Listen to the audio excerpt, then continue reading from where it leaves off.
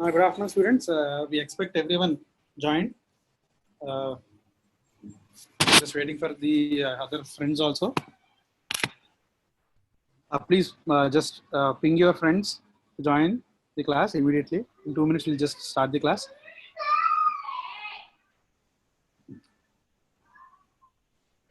So Pawan sir is the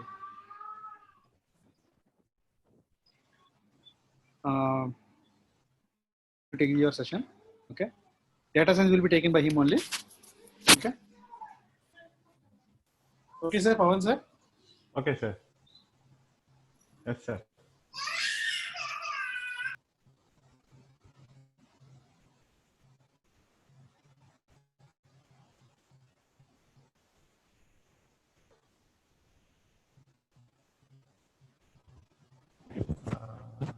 Can I start, sir?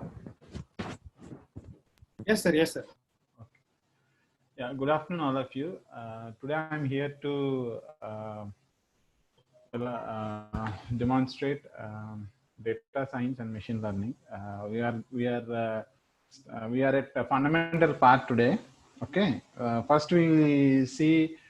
I think, as sir said, so many people have some doubts in installing GraphLab. Okay. The first thing is I want all of you to first click on the link what I have shared. That is, yeah.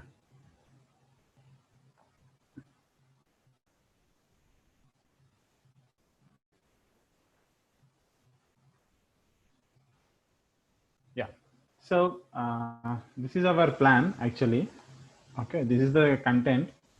Actually, I want to demonstrate this with Anaconda 2. Why specifically means it is also happening in Anaconda 3, but core something complex. Okay, so I don't want to face any complexities while writing the codes related to the different machine learning algorithms. I found very easy methods in GraphLab. That's why I'm suggesting you to learn GraphLab. Why? Because if you install GraphLab, you will learn a complete machine learning algorithm which very much less complexity. Okay, so this is our plan actually. Python basics we are starting today. All these things will be completed in this session, and then after that we'll start with NumPy and Pandas, and then we'll go for data visualization, and from 18th we'll start machine learning.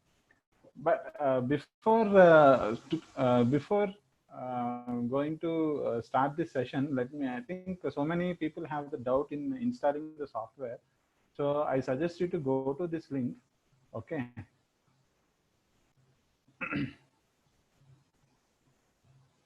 If you click this link,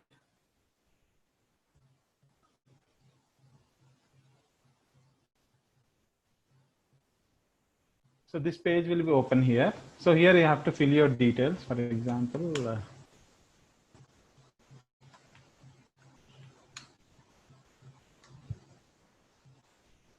so here, which part of you can describe? Like, are you a student of a university or a college, or a training or boot camp, or student of Coursera, or instructor or professor? You can select that option accordingly, and then I have to give academic email. For example, I already registered my email address with this, so I'll give another ID possible. Maybe it won't accept.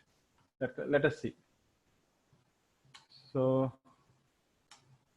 GP College of Engineering, Autonomous, job title, assistant. Pawan sir, your voice is low. Yeah, assistant professor. Course or certification name means here you'll write just machine learning. Okay. Describe how you would like to use GraphLab. It's not compulsory. Okay, if you want, you can give it. And this will be checked already. And if you click on register, okay, it's asking through Coursera, for example, through Coursera, right? So if you click register, so when you have registered with this mail ID, so here it will shows your mail ID here and the license, the product key that what it is provided. Okay, so if, there are two methods to install this GraphLab Create. Okay, if you click this, okay, the Anaconda 2 along with GraphLab will be installed. I think most of the people may install only Anaconda 2. The GraphLab may not be installed. For that people, my suggestion is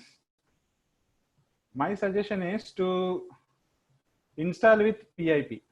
Okay, then you can if you click on this view instructions, then it will show us that you have to go to Python command prompt and you have to perform this command. Okay, you have to perform this command in Python prompt, right? And then it will install GraphLab in your system. Okay, I think so many people have successfully installed Anaconda 2, but not GraphLab, I think, right? So for that people, you better go to this. Otherwise, you can see the same thing in, for example, let me open the mail which I have given.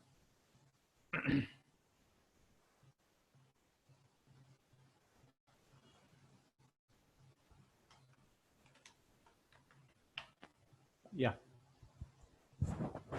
So if you log into the mail, what you have given in the registration form, okay, it will send a mail regarding the product key and all, and instructions that you are supposed to follow while installing this Anaconda 2 along with GraphLab.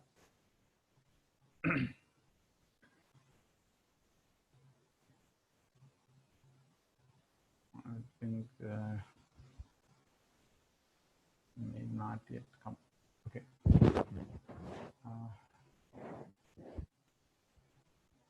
Maybe trying to spam.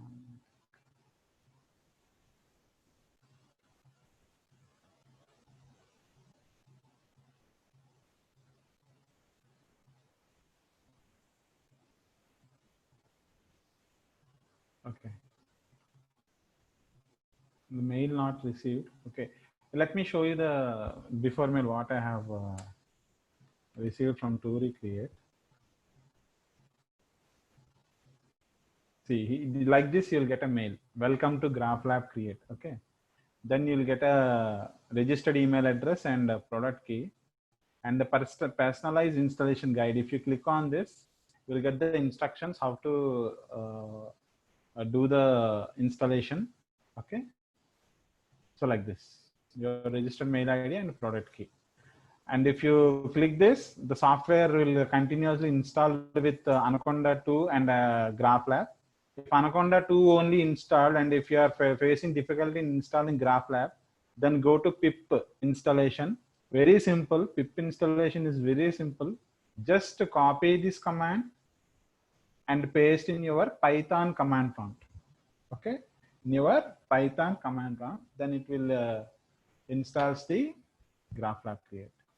Okay, that's the thing. So you better do this before day after tomorrow.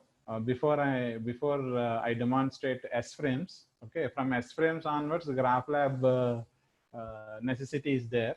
Okay, so no problem. So before day after tomorrow, you can do that. There is no urgency now. Okay. Now let us see some Python fundamentals. Yeah. For that, I have to. I have entered into Jupyter Notebook. Okay. So okay, let me show you how to start this Jupyter Notebook also. Okay. Right. Let me close it.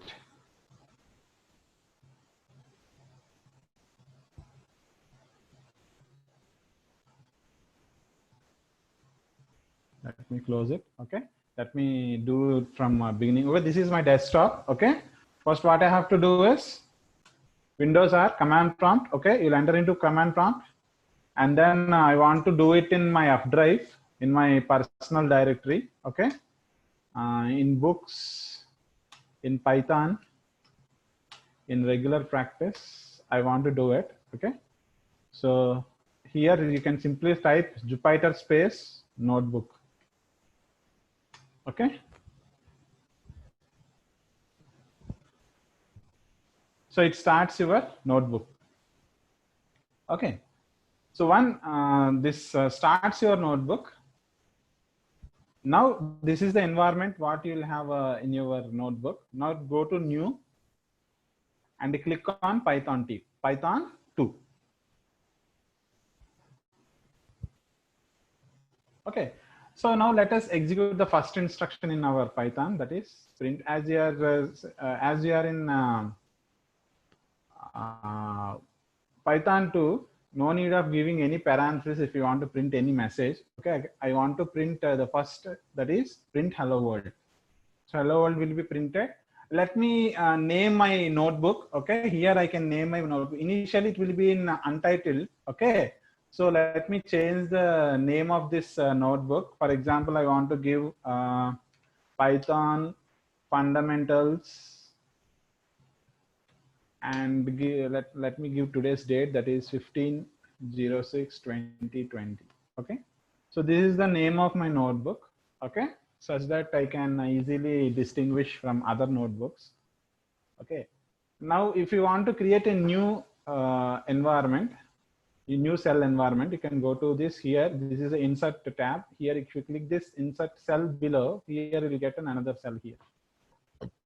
Okay, so if you want to change it to a description cell, okay, here you'll have an option called code markdown raw NB convert heading. Okay, so if you click on this markdown here, you can name this. For example, I want to demonstrate how to create variables in Python. Okay, and press Control Enter or Shift Enter. Okay, the difference between Control Enter and Shift Enter means Control Enter means it is only execute the code, and Shift Enter means it only it executes as well as it creates a new cell also. So now I want to do some I want to demonstrate some variables. For example, I want to initialize I with 4, for example, like this. Okay, so what is this I equal to 4 means? Here in Python, no need to give any specific data type here. I think some people are messaging me.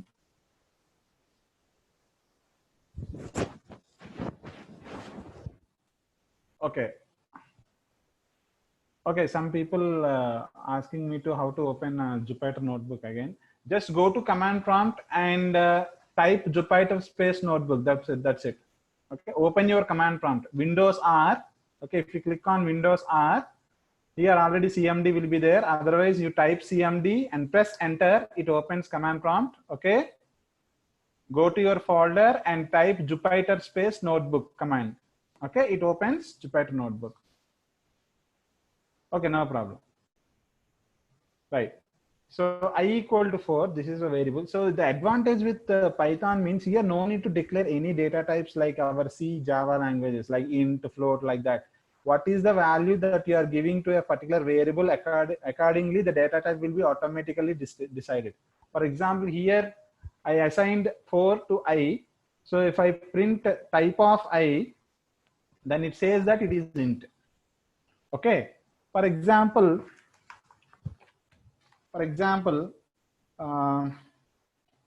I want to create another variable called f equal to 4.15, for example. Okay, and if I print what is this type of f, okay, then it says that it is float.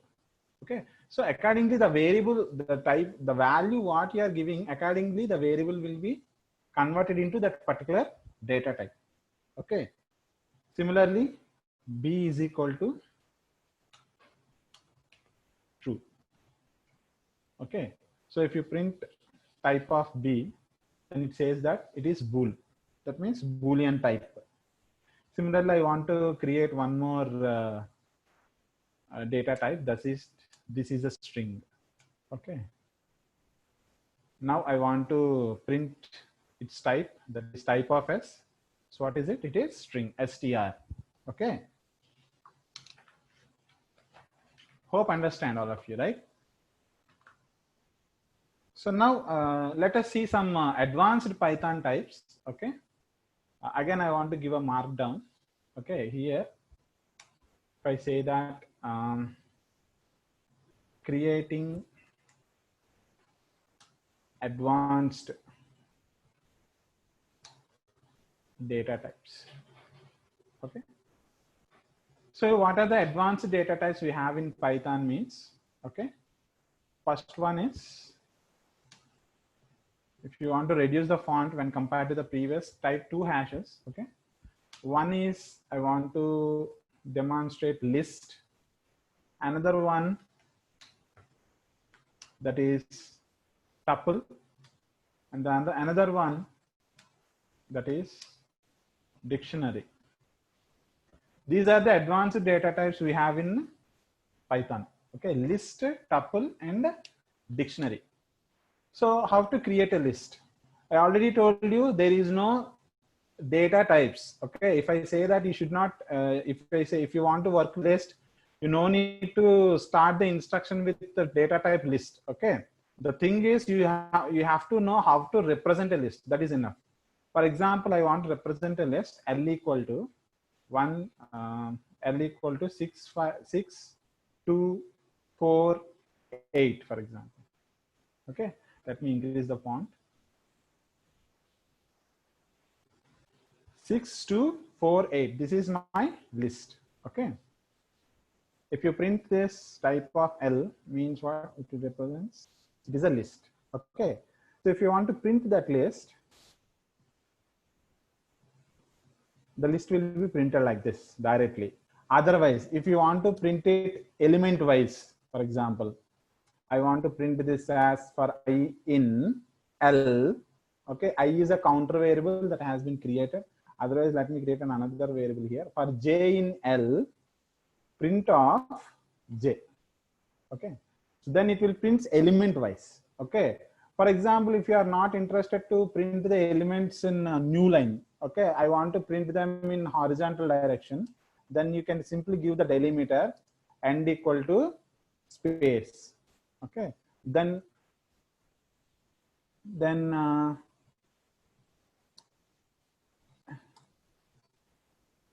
okay,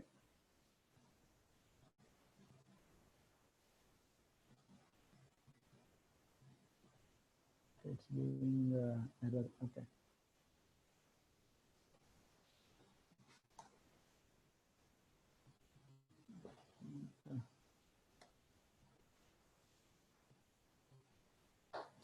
okay, some problem is there. Okay, I think in Python, I think it's okay, we'll see afterwards. Okay, if you want to print element wise, you can if you want to access it element wise, you can do it like this. And one more advantage we have with the lists is we have a sort method to it. If you simply say that L dot sort, means the elements will be automatically sorted. Now, if you print the same list again, then it prints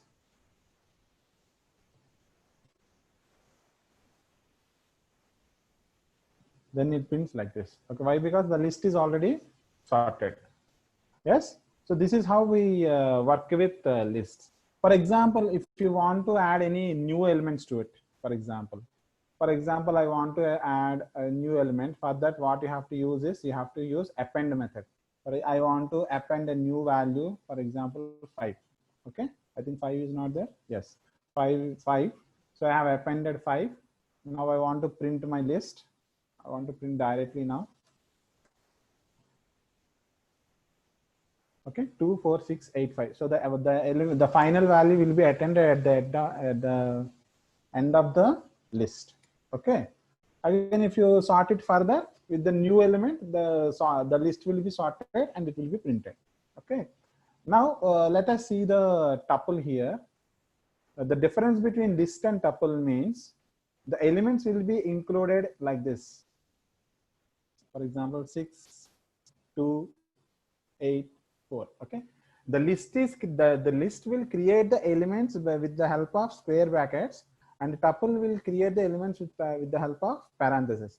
But there is a difference between list and tuple, where list is mutable, and the tuple is immutable. Immutable in the sense, once the tuple has been created, it will not be changed. Okay.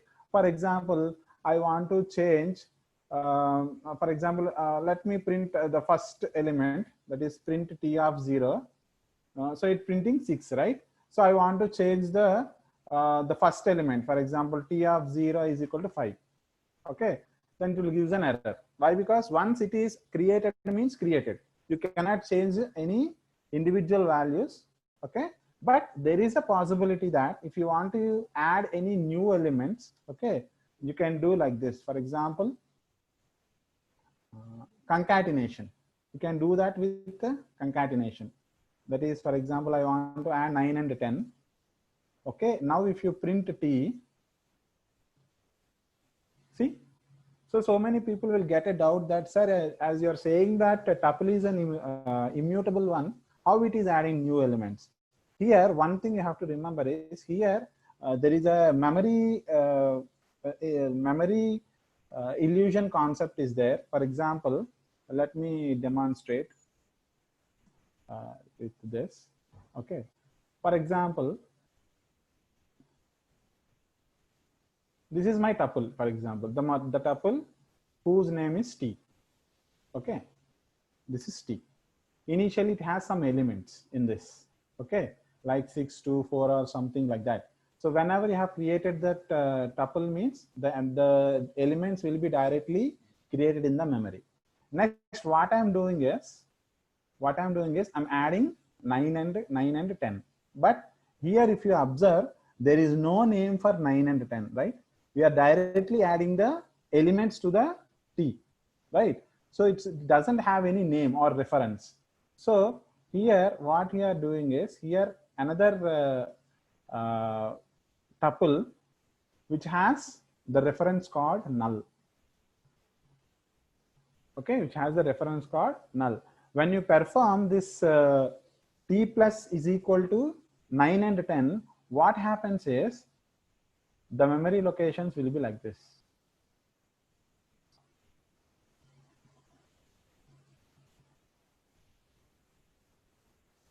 Like this. So the null will be killed for the entire this thing. The name will be given as t. The null reference will be killed automatically. The null reference will be killed automatically, but you can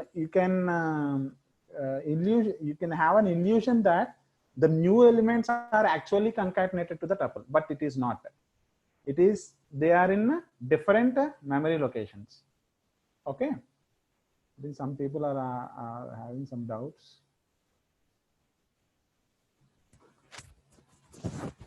Yeah, I'm already presenting the screen.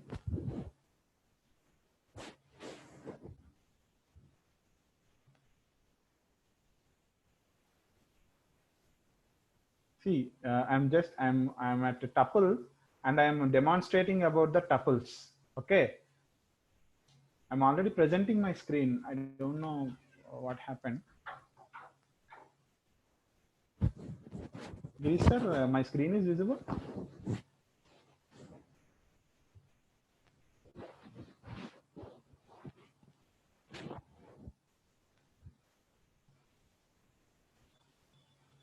Okay. Okay. Okay. Okay. I will re-share my screen. Okay.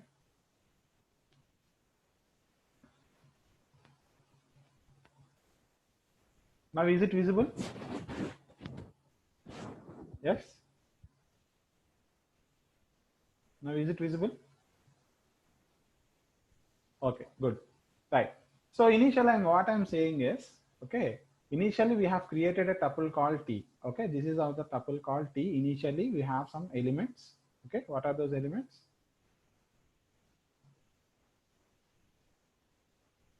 6, 2, 8, 4, right? We have initially the elements 6, 2, 8, and 4, right? This is the initial element. Later, what I have done, I have added the new elements called 9 and 10. Okay. But if you observe here, the tuple what we are concatenating here doesn't have any reference. We are directly adding the tuple without having any reference. Such kind of tuples, it will call it as a null reference. Okay. So whenever you have performed this t plus is equal to 9 and 10, then the resultant tuple will be look like this. You will have an illusion that both are combined, but they are not actually combined. Okay. So 6284 will be will be here only. 6, 8, 2, 4. Similarly, here also 9 and 10. Just you have an illusion. That's it. Okay.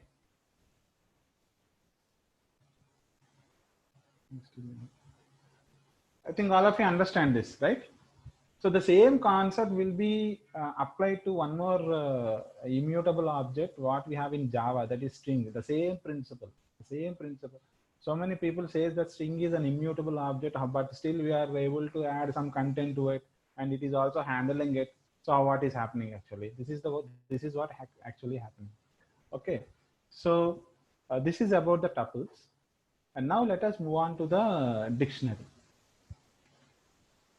For example, the dictionary is actually a key value pair. Okay, it is a key value pair. Key value pair means, that means it has initially it has, every element has two types of element set, that is key value set. Okay, for example, here if I write like this, 1 Rama. So here 1 is, I'm calling it as a key and Rama as a value. Okay. Similarly, I want to create another second Raja. Okay. Here second means, here there is no particular format for a dictionary. That means if you want to assign a key, for example, if you want to assign a key, the key may be any type. Okay. The key may be sometime number, the key may be sometimes string, like that. Okay. Similarly, we can keep on adding a new element to it. For example, I want to create one more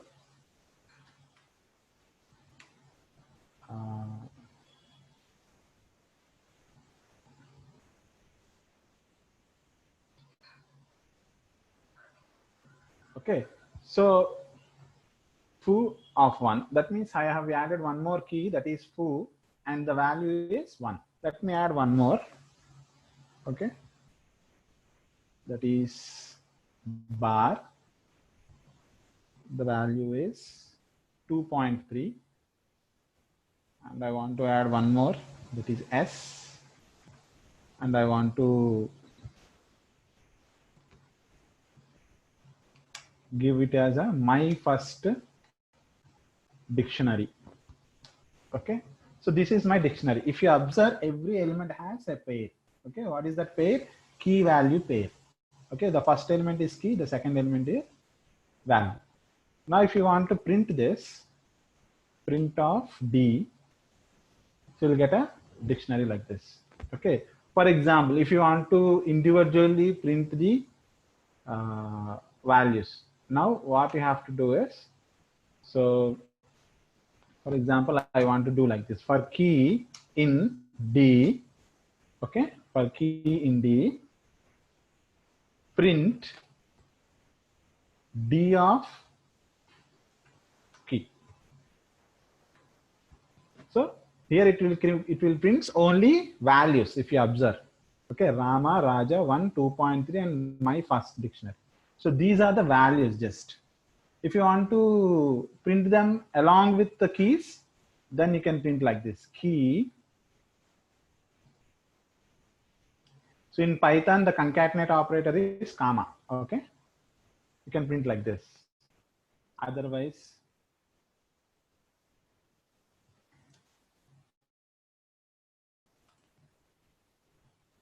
like this.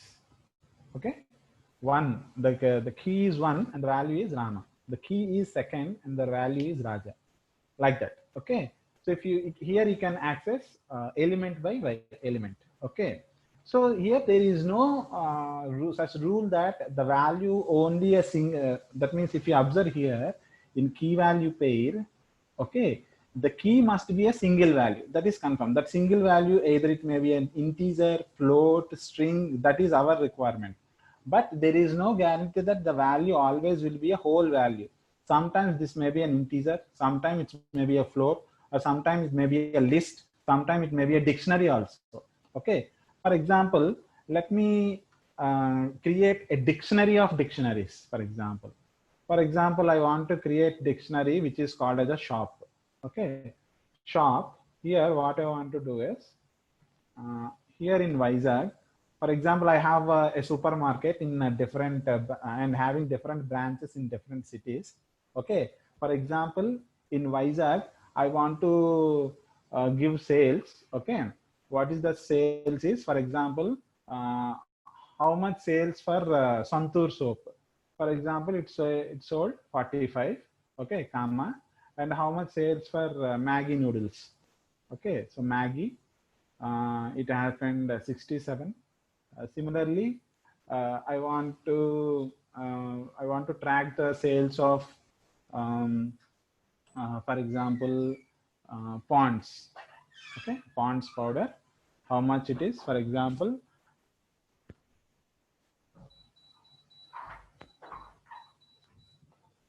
Ponds powder, for example, it has been sold 23. And one more, let me take, for example, Tur Dal. Know what is Tur Dal? Yes? Kandipappu. Okay. 58. So these are the sales of my supermarket Vizag branch. Okay. Similarly, I want to maintain my brand Vijayawada branch. Okay. Another dictionary that represents the sales of the supermarket of Vijayawada.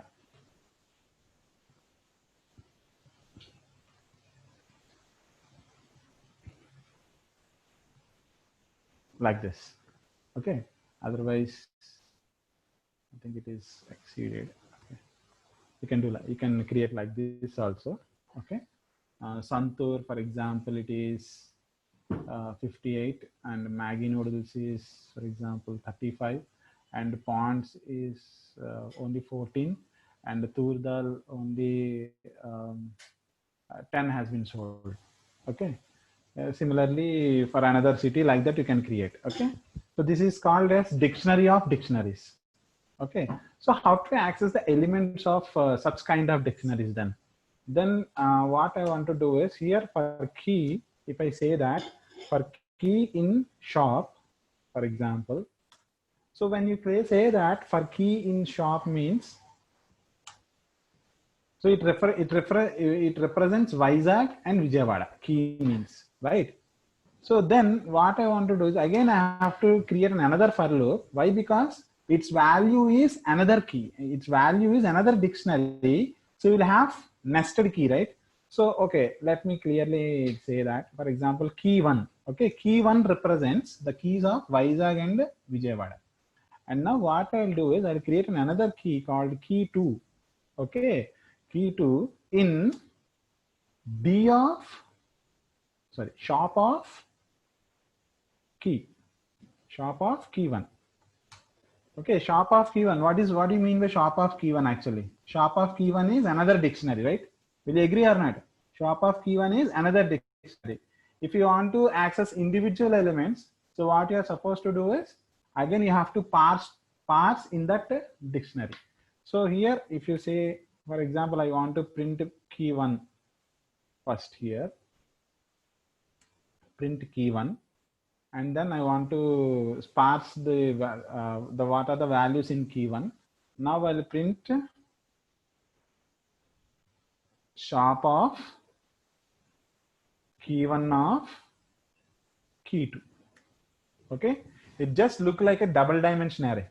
Okay, so shop of key 1 is another dictionary. I want to access what is the value of shop of key 1. Okay. So it will print like this. Okay, Vizag, but here there is no clarity here, right? So for that, what we have to do is we have to print the key 2 also. Key 2.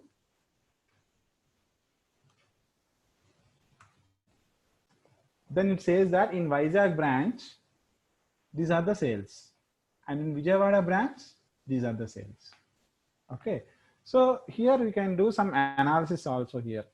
By having these kinds of nested dictionaries, you can perform some data analysis.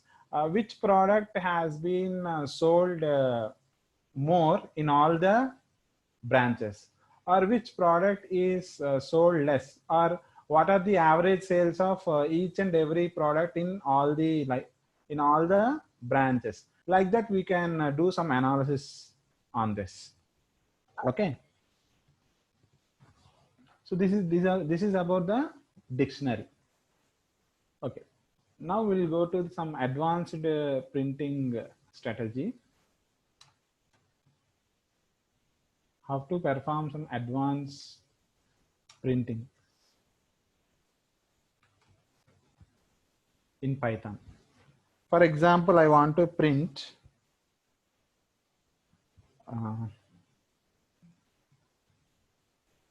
our float value is %s and int value is %s. Full stop. So what you want to print here actually, f comma I. So what are this f and I? Here we will initially declare some variables right here. I want to print I and f. Okay, only these two values I want to print. Okay, for that I'm using some advanced printing statements. That means that involves some control strings here. Here advantage with Python means here there is a common control string will be assigned to all the type of variables. Okay, but in our C, for int, if you want to print int, we use %d, right? For int, for printing float, we use %f. Like that, for a specific value, there will be a specific control string. But in the advantage with Python is there is no specific string for any data type. For all the data type, the same control strings will be used. So here you can see the values here. Our float value is 4.15 and int value is 4. Okay, I hope all of you have understood. Now let us see some conditional statements here. Conditional statements in Python. Okay. You can write conditional statements like this. If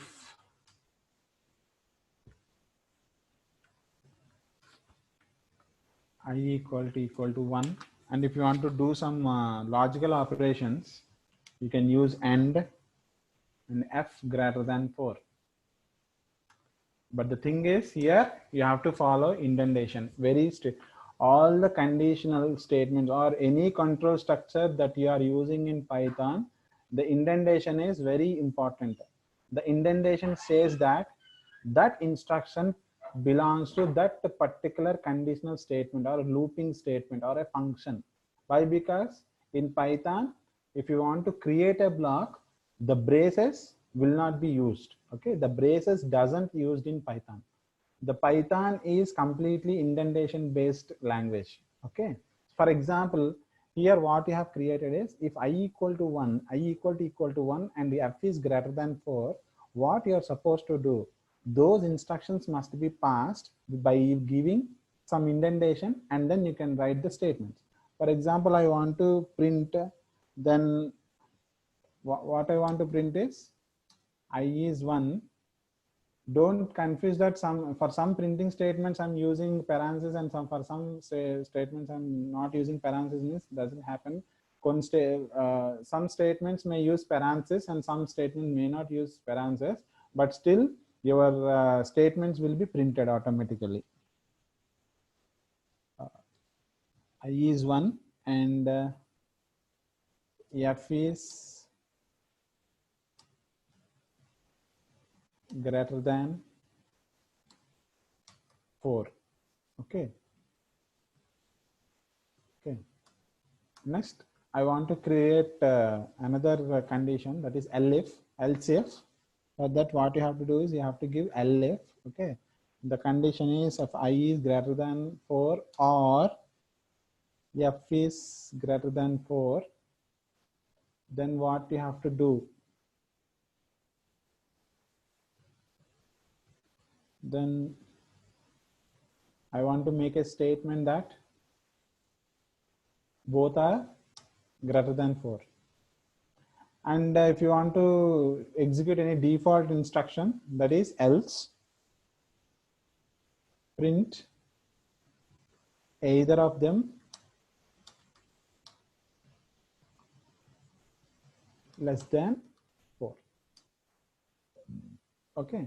So what you will get here is both are greater than 4. Why? Because if any one statement is true, it will execute the statement. Why? Because here I is equal to 1 means here I is not 1. So here false. So the total will be false here. And if here I is greater than 4, actually it is not, but f is greater than 4, so it is true. So if you perform logical or operation between false and true, you will get true. That's why you got the message that both are greater than 4. Okay. So you can print the same statement within the parenthesis also.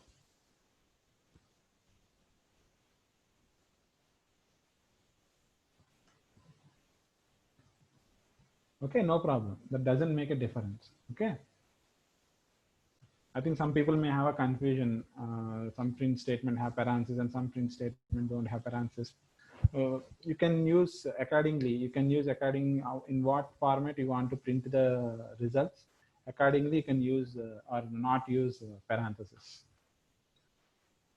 And now we'll move on to the next concept, that is, then somebody is asking doubt. So we need not type else completely, sir. Okay, let us check what happens. Yeah, no need actually. Okay, no need.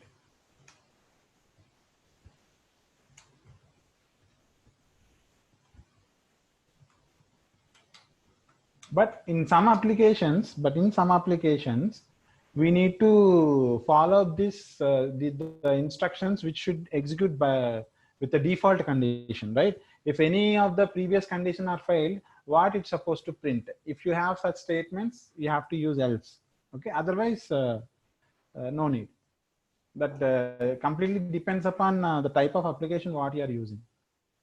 Okay, now we'll go for the next, that is conditional loops. Okay, so here loops, we already seen the for loop, right? While printing the list, that is, for example, if you want to print, let us take another example, L is equal to 1 2 3. Okay, now if you want to print this element wise, then you have to use for loop like this. Okay, print I, so it prints element wise. Okay, so if you want to use while loop, for example, initially I want to make counter is equal to 6 while counter is greater than is less than 10,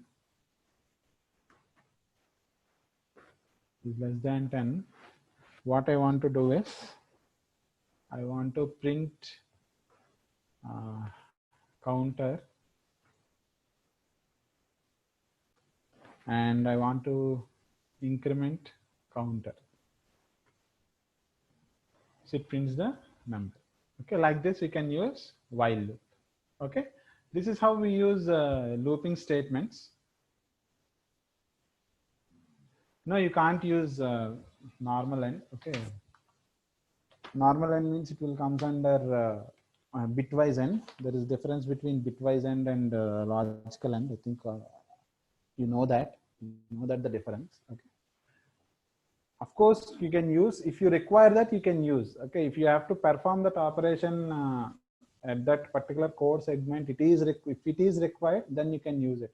But I want to say that the ampersand symbol and a and the end is not same. Okay.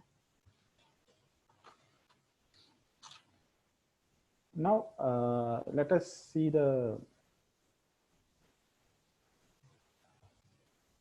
how to create functions. Creating functions in Python. How to create a function? Yeah. Okay. For example, here, what is the advantage of this functions in Python means here no need to give return type. Okay, no need to give a return type, irrespective of whether function returns a value or not. Okay, the function which is returning or which is not returning, both will be defined as same. Okay, let me demonstrate one example here.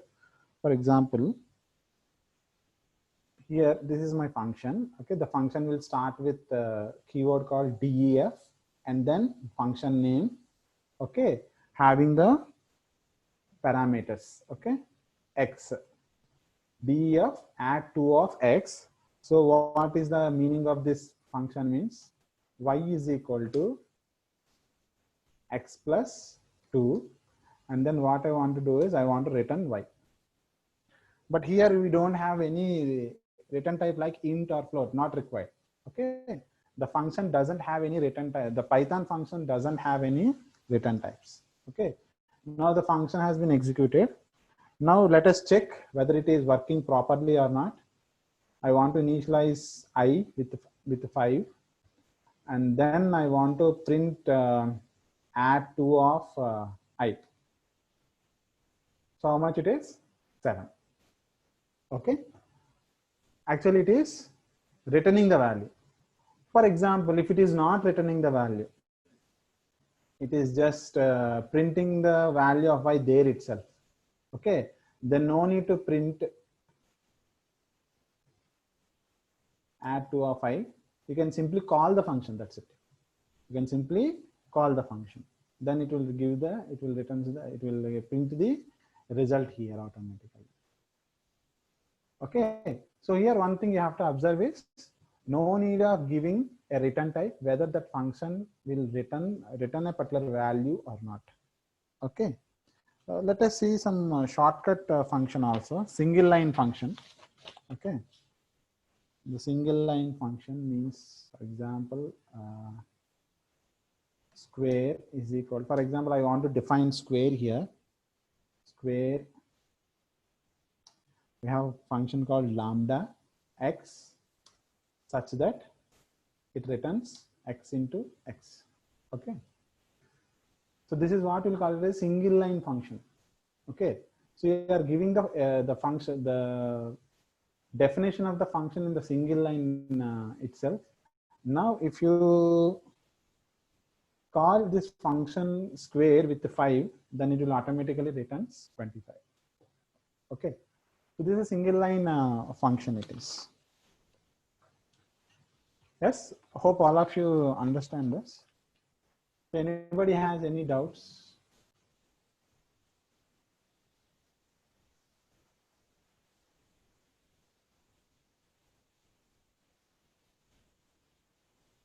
Anybody has any doubts? Anything is not. Lambda means it is another type of creating a function, okay, in Python function, but it is a single line function. It will not be look like a block like this. It will not look like a block like this. Okay. Okay. So here what I'm doing is, here lambda means if you pass any some value x, okay, it returns x into x. Okay. For example, here I'm passing 5. So what it returns? 5 into 5, that is 25.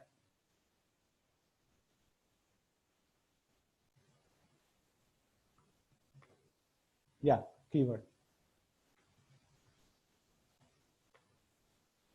Yeah, if you want to save more space, for example, if you don't want to use much instructions for your function, if you want to finish it in a single, or otherwise I can say that if you want to define any mathematical function there, okay, you want to take some exponential value of x, or if you want to get some logarithmic value of x, or if you want to sine value, or if you want to tan value, like that.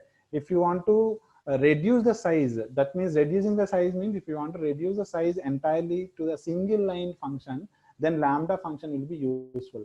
But for defining the function, if the single line is not enough, then go for this function.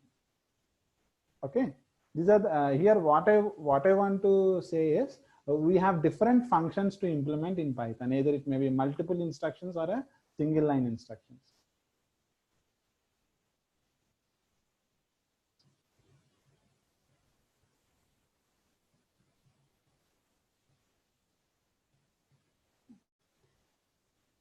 So if it is general, right? The functions must be generalized. Don't give any constants. Okay, the functions must be generalized. Okay, that means that function should work for any value, any kind of value. Okay, like that, the functions always must be generalized.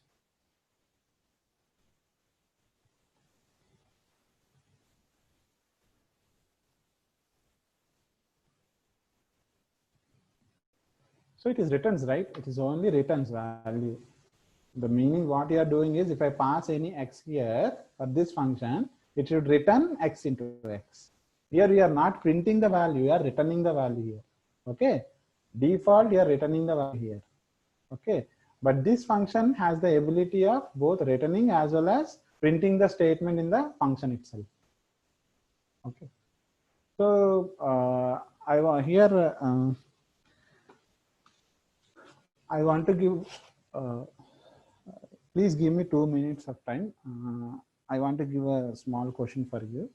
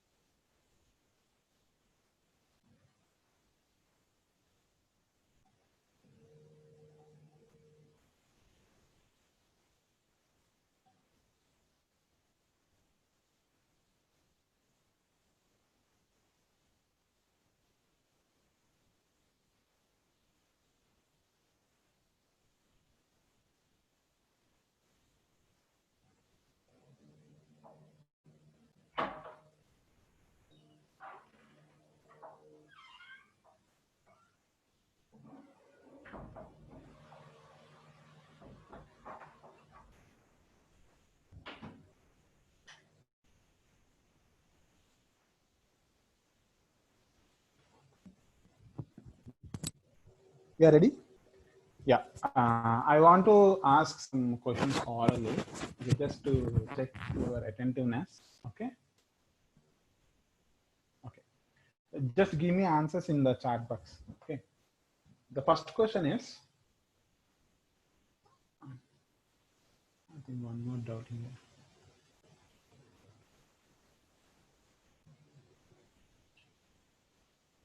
Yes. Yeah. Yeah. The first question is, we have data types in Python which should be declared at the time of variable declaration. Is it true or false?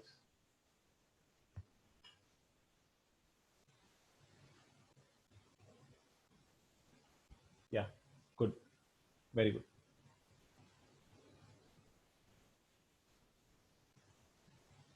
Very good. Yeah.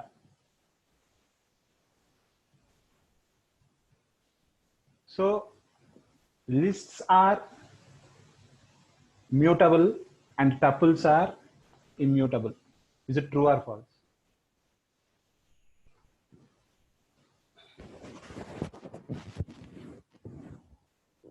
Yes.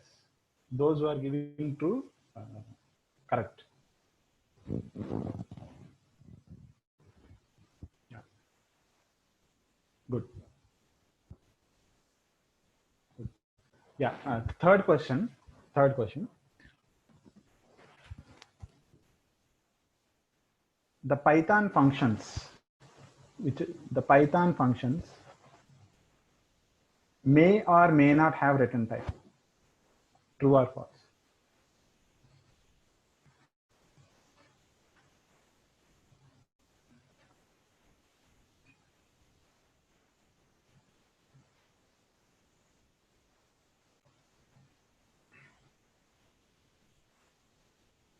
The answer is false. So many people are giving true.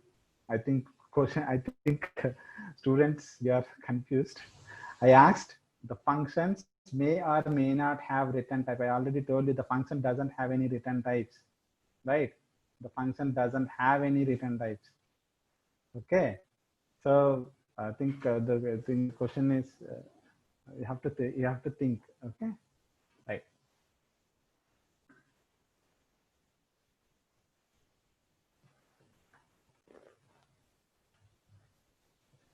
Which data type is helpful for us to create the elements that contains key value pairs? Which data type is helpful for us to create the elements that has key value pairs? I think some people are giving false again. It is not true, false. Dear students, it is just a question. Okay.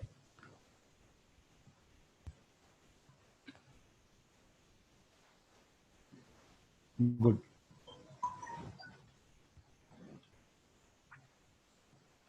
Yeah, question. Which data type is useful for us if you want to create the set of elements where each set of element will have key value pair?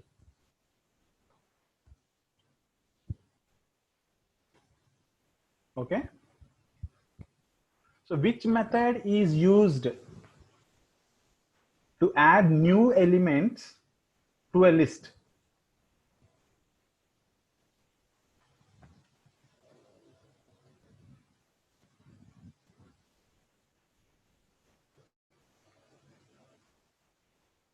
Good, very good, very good.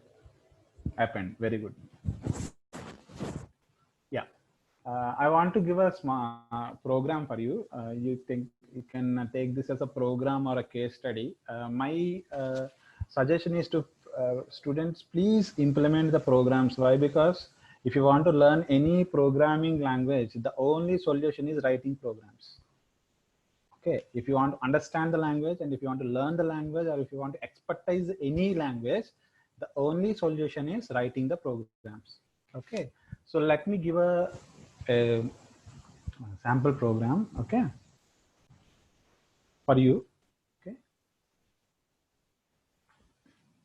I'll write the statement in here. Write a Python program which generates an electricity bill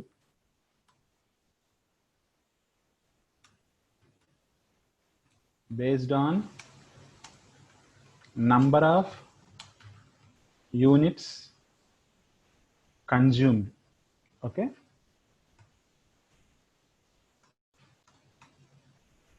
the slab, I think all of you know what is the slab rates, right? The slab rates are as follows. Okay, cat A. Cat A means what? Category A.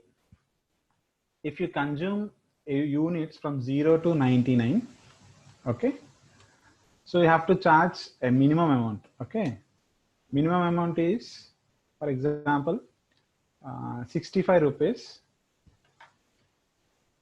per single phase houses.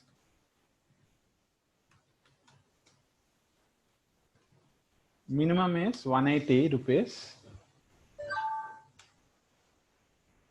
per three-phase house. Okay, some people have single-phase houses and some people may have three-phase houses, right? This is the minimum. That is category A. Category B, if you consume the units from 100 to 199. Yes, I think somebody has a doubt.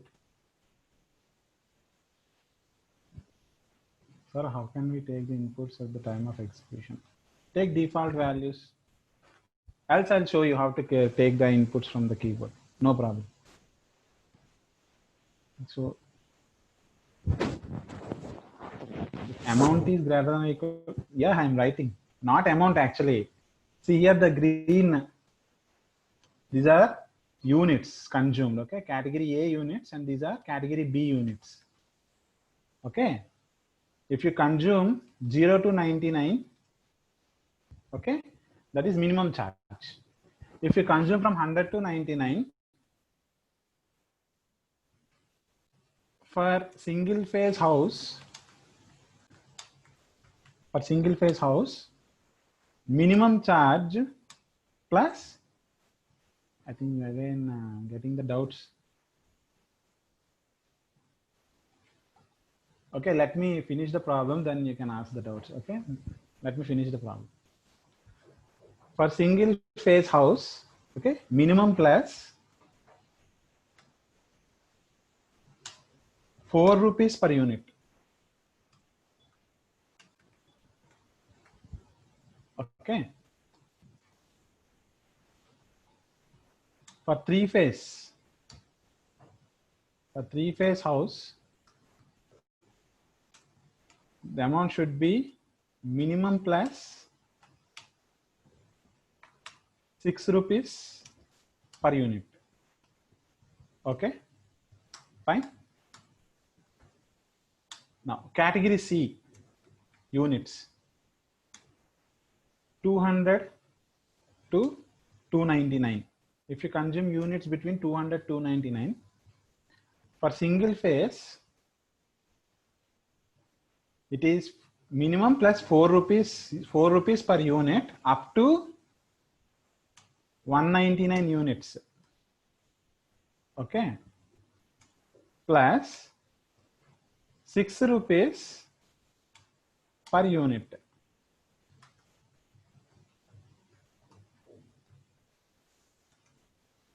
And similarly, for three phase houses, for example, minimum 4 rupees, 6 rupees per unit up to 199 units, and then 8 rupees from that onwards. Okay, 8 rupees per unit. Now what I want you to do is, I want you to generate an electricity bill based on the number of units that you are supplying. Okay, so according to that you have to write the code. Okay, for example, what you have to do is, you have to take inputs are, first input is, first one, either single phase or three phase. That is the first input. The second input is number of units consumed.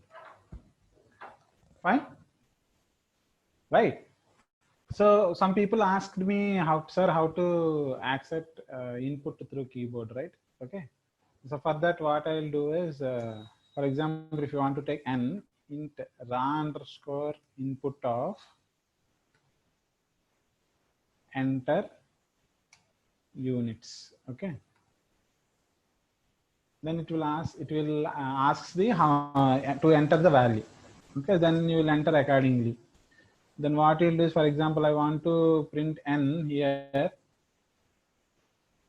Once I execute this instruction again, for example, here 8. Okay,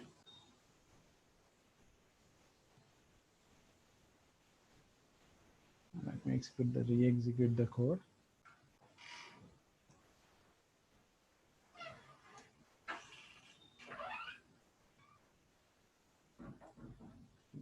Still under execution, I think.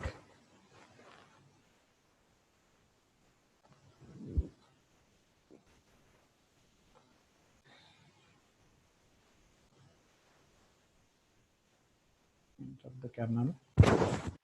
So if you want to stop the execution in middle, you can press this interrupt the kernel option. Then you will stop the execution in middle. Okay.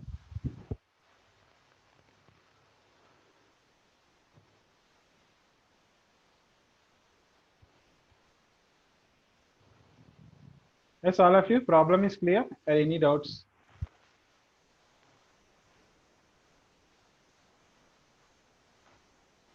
Yeah, raw underscore input means it returns string value initially. Okay, raw input function returns string. Okay, so if you want to if you want an integer number, for example, after raw underscore input, what you will do is you typecast it.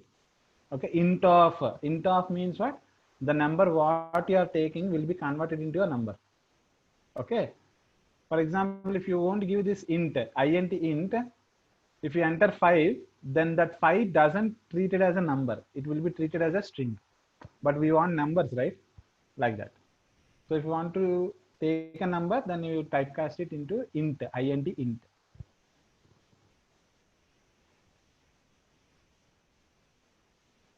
Raw input and input, that depends on versions. That's it. In different versions, so it will be used in different manner. Version, there is a difference with version. Okay, let me close it and reopen it. It's not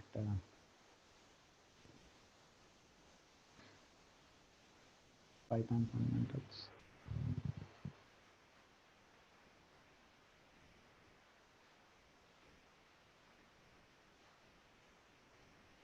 So if you execute this,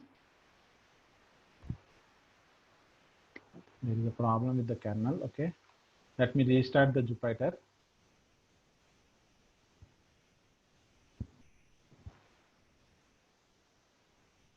Again, restart Jupyter space notebook.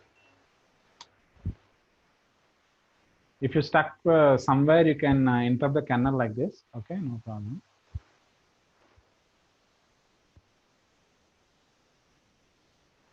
Yeah.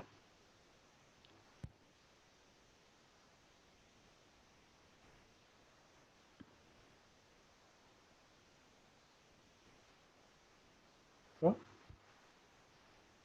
here, if you enter 95, for example, 95 units. Okay. So 95 will be assigned to n. And if you enter, if you print n here, you will get 95. Okay, is it clear? So like that, you can access the key input from the keyboard.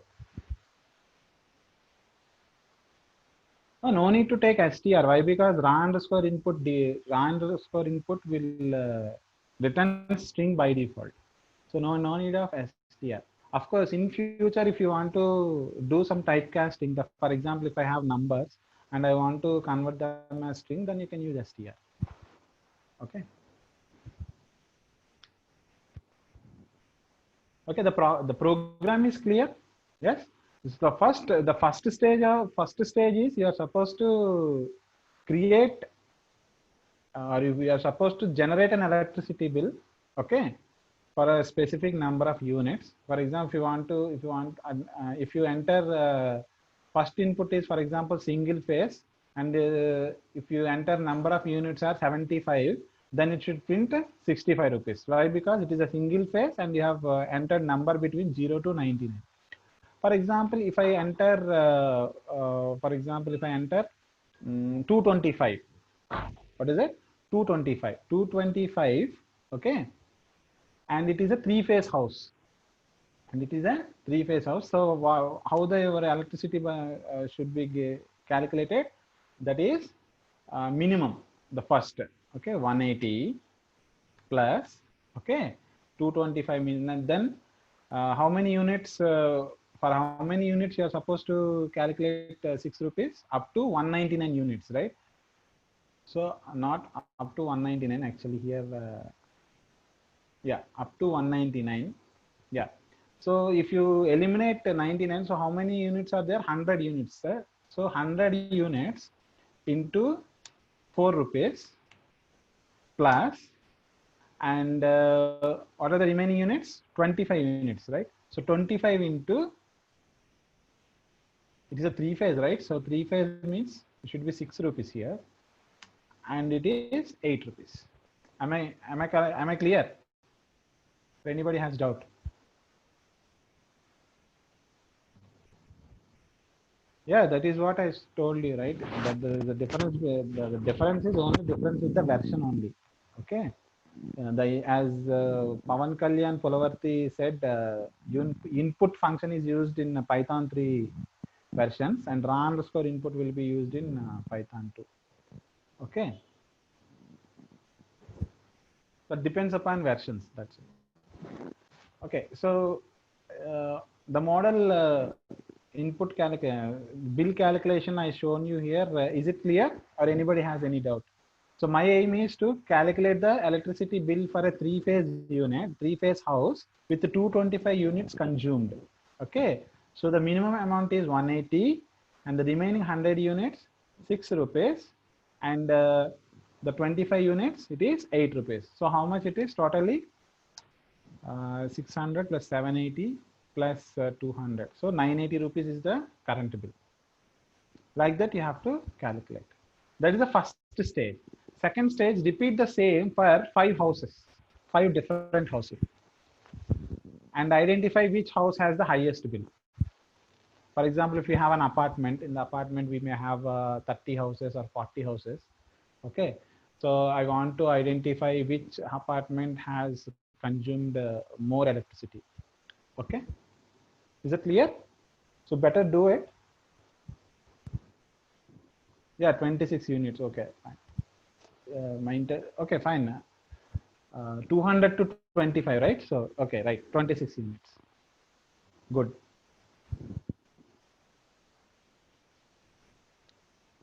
Okay, some people, how you are calculating, not getting that. Okay, I'll explain one more time. Okay.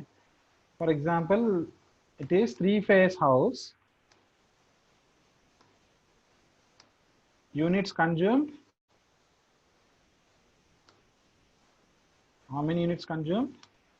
It is 225, right? So 3-phase house means you have to identify what is the minimum charge here. Okay, what is the minimum charge here? 180 plus 180 means you have already charged from 0 to 99. Now you have to charge a different slab from 100 to 199. That means how many units are there? 100 units, right?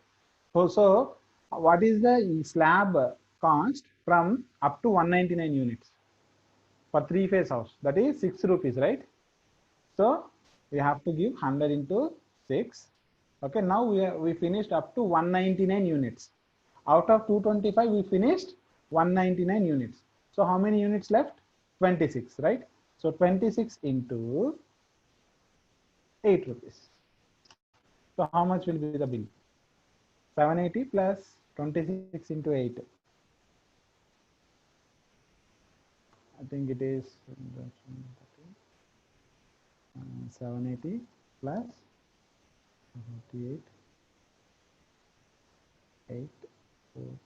So 368, right?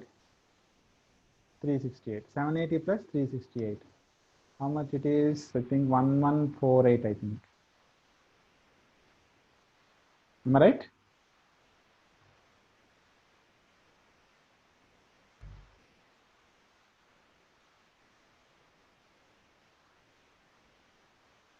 Yes, is it clear, all of you? How to calculate the electricity bill?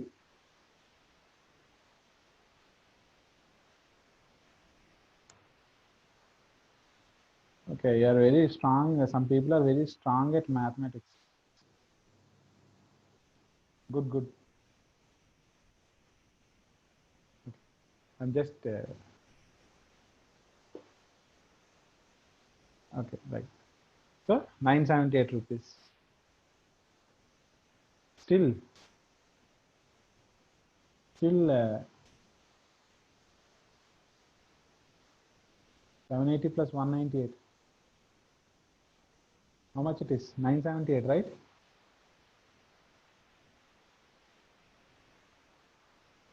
Okay.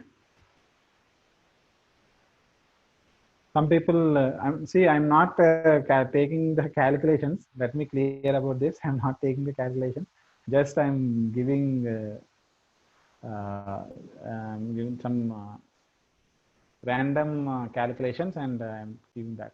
Okay. If you use the calculator, you will get the exact value. Okay. Okay. So this is how we calculate. Okay, you do the same. You can give the same formula in what do you call in program, and you can observe the results. So the program is clear. So before tomorrow's class, you better complete this. You first complete for an individual house, and then you complete this for some 10 or 20 houses. Okay, that means what I want to do is I want you to keep these calculations in a loop. Okay. Excuse me. Okay, any more doubts? Any doubts?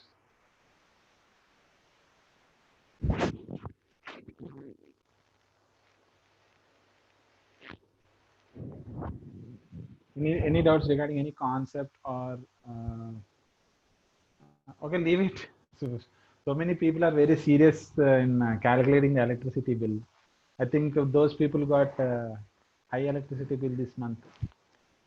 Yes, to that double, triple some bill may come. That's why those people are very particular about electricity bill. Okay, good. Yeah, sure. You can ask me, no problem. But before that, you have to share your screen. Okay, you have to share your screen, then I can explain. You can ping me through Skype, or you can ping me through uh, Google Meet or anything. Then I can explain. Yeah, you can use any function you want accordingly. Yeah, of course, you can do it. That fun of y must be some user-defined function, right? You are saying, right? That may be a user-defined function, or that may be a mathematical function, anything. Okay. Of course, it is possible. It is possible. You can do that.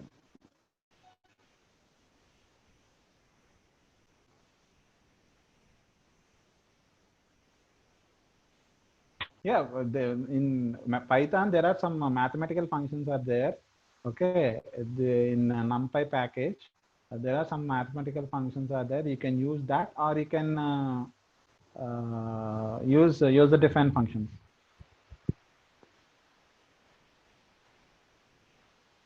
Yeah, that see people, and what I'm saying is I too got an error. Okay, I too got an error, but still I can but still I have installed a GraphLab by using that pip instruction. Okay, I too got I think you are getting error after installing Anaconda, right? Creating Conda environment. Yeah, that is what I'm saying. That error is occurred. So what you have to do is you have to install one more precaution I want to say for some people. What is that is if some people have already Anaconda 3, okay, you better make sure that your Anaconda 2 must install in a different drive. Okay, see here in F drive I have installed Anaconda 3, and in E drive I installed Anaconda 2. I have not installed in both in same drive. Okay, that's very important. If you install them in separate drive, then only you can find two versions like this, Anaconda 2 as well as Anaconda 3. Okay, so you better make sure that is a very important precaution that you have to take while installing that. after installing Anaconda 2 successfully, what you have to do is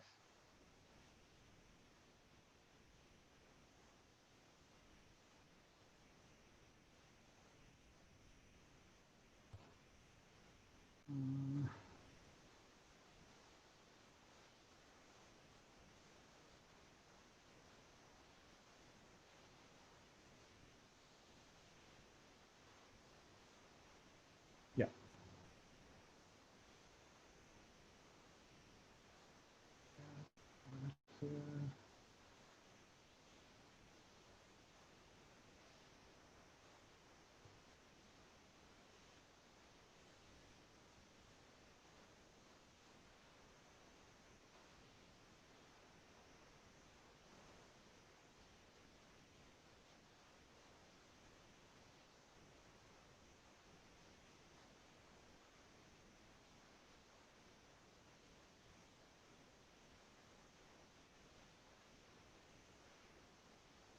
Yeah. So what you have to do is, for example, I'll show it for Anaconda 3. Okay. Copy this Anaconda 3, this f/Anaconda 3, Control C, and go to this PC properties.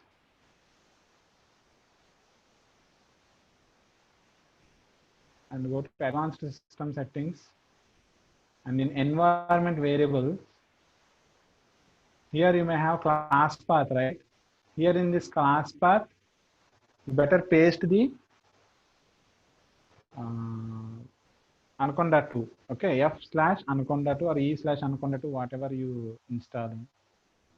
Okay, that is what the class path you are setting for your Anaconda. Okay.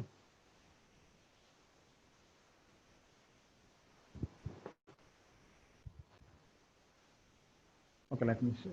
I'll share.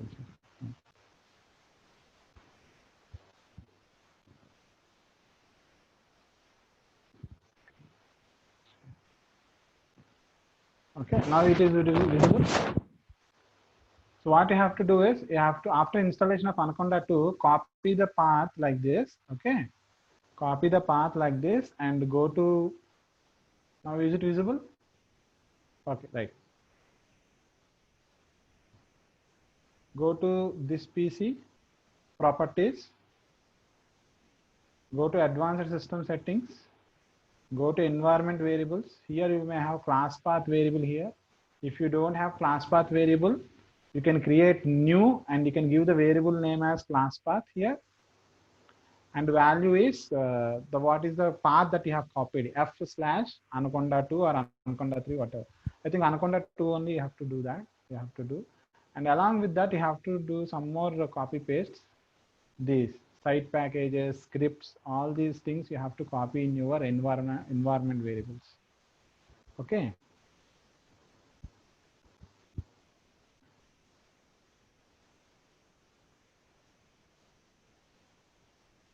You can directly download GraphLab, or you can install through Python prompt. That is also allowed.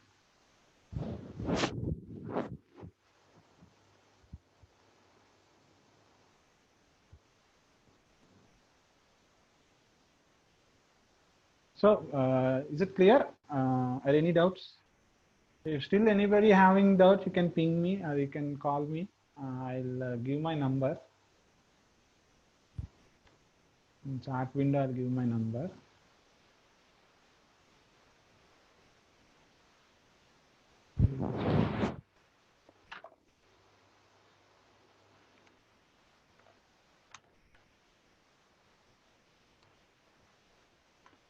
So this is my number. You can call me. Okay.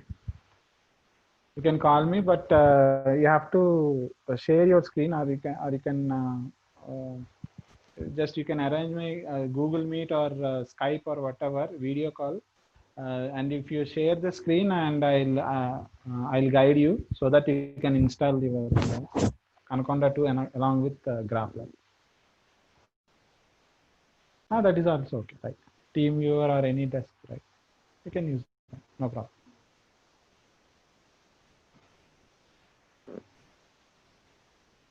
So any doubts? Shall we wind up the session? Or any doubts? Can we end, sir? Sir? Can we end? Yes, sir. Yes, sir. Yes, sir. I'm waiting for student questions. Yeah, yes. No one is responding.